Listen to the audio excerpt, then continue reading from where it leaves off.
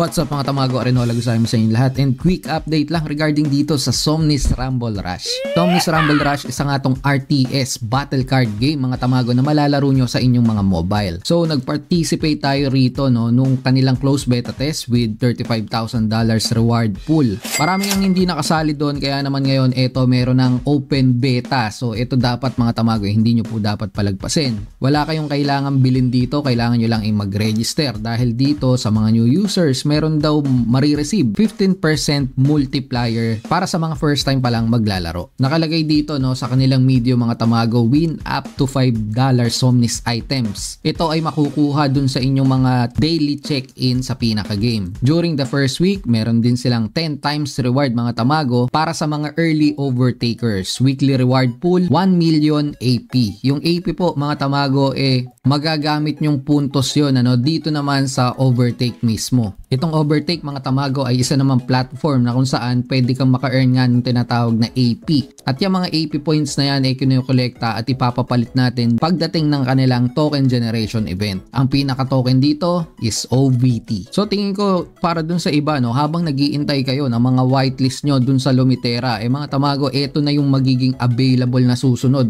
pagdating sa mga play to airdrop games. I-maximize nyo kung ano yung available resources, kung ano yung pwede sa inyo, kasi ang Lumitera parang hindi pa yata magbibigay sa atin ng whitelist spots. Nabigyan na kasi tayo nung nakaraan na iparaffle na natin yan. So tinatry nating makahingi ulit. Pero kung ikaw ay hindi na nanalo sa mga raffle at hindi ka makakuha ng whitelist spots para sa Lumitera, pwede mong i-check itong Somnis Rumble Rush mga tamago. Magandang laro din to kasi under siya ng Immutable X. During this OBT season mga tamago, merong 3 major events na magaganap simula po August 13 hanggang August 19. Pinakauna na nga dito, ito yung leaderboard mga tamago. Makakakuha nga kayo dyan ng AP points again. And to celebrate nga daw sa pagbukas nitong kanilang open beta test, ang mga participant or mga gamers na maglalaro during this first week mga tamago makakakuha ng times 10 reward. Ang pangalawa dito mga tamago, kailangan maka-download ka kagad nitong game. First come first serve mga tamago. During the first day, 15% multiplier ka kagad. AP points po ang mga pinaglalabanan talaga rito. At second to third day, 10%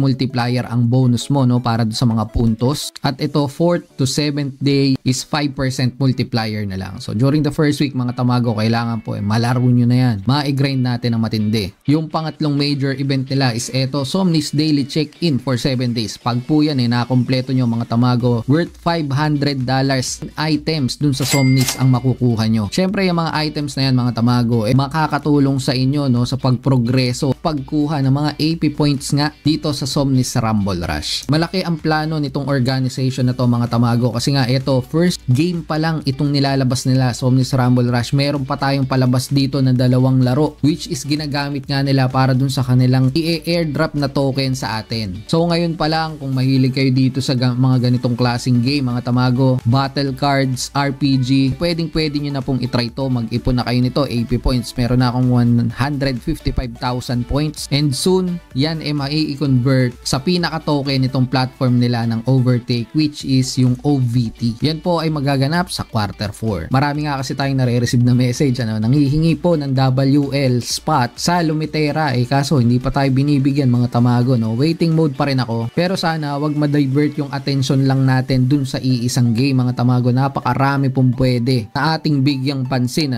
at baka mamaya ma-miss out nyo mga tamago yung mga ganitong klaseng pa-event. Sabi ko nga last time $35,000 ang pinamigay nitong Somnis Rumble Rush mga tamago, pero this time AP points na ang paglalabanan. Hindi natin alam kung anong magiging value nitong OVT na to sa susunod na panahon, pero malaki ang backer nito mga tamago. Available na sa Google Play and App Store. Sana hindi nyo ma-miss itong opportunity na to mga tamago. At yun lang naman sa episode na to. Make sure to like and subscribe dito sa ating channel mga tamago. Patuloy tayong magko-content ng iba't ibang klaseng games dito para ma-explore nyo yung mga possibility na babagay sa inyo as a gamer and a Web3 enthusiast. So ulit sa Mike Tamago at ingat kayo, Tamago out. What's up mga tamago, Arenola Gusayong sa inyo lahat. Gusto ko lang i-introduce sa inyo itong aking bagong source ng mga alpha pagdating sa GameFi at mga Web3 projects. Itong juicenews.io mga tamago. Dito ng lahat, wala ka nang hahanapin pang iba. Mga latest balita na andito. Available din dito yung mga video trailers mga tamago, gameplay at maging mga blockchain tutorial mga tamago. Simpleng-simple at mas pinadali ng The Juice News team. At syempre mga tamago, ito ang hindi mawawala rito at pinakagusto nyo. Pwede ka maka-earn dito ng mga opportunity katulad nga ng mga whitelist rental, early access code at maging mga NFTs mga tamago. Napakaganda ng mga laro dito at siguradong alpha na alpha mga tamago. The Tamago Gang, bro. Fuck yeah. Syempre ang mga information na yan mga tamago ay sinusuring mabuti ni Kagi Jan, isa sa mga malulupit at leading content creators pagdating sa GameFi industry. Kung gusto nyo nga makauna sa mga malupitang project mga tamago at mga alpha na katulad nito,